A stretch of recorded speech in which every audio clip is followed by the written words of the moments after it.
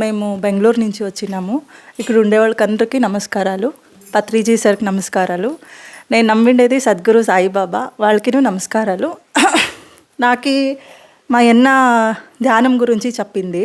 మా ఇంటి ముందరే పిరమిడ్ ఉంది. ఫస్ట్ నేను నమ్మలేదు కొంచెం. తర్వాత నేను నమ్మి కరెక్ట్గా ఫాలో చేసినాను. ప్రతిరోజు 3 o'clock మార్నింగ్ లేసేస్తాను. 3:30, 4 o'clock వరకు చేస్తాను. థైరాయిడ్ ఉంది నాకు. అప్పుడు స్టార్టింగ్ తెలిసినప్పుడు ఒక 1 monthలో థైరాయిడ్ అంతా క్లియర్ అయిపోయింది.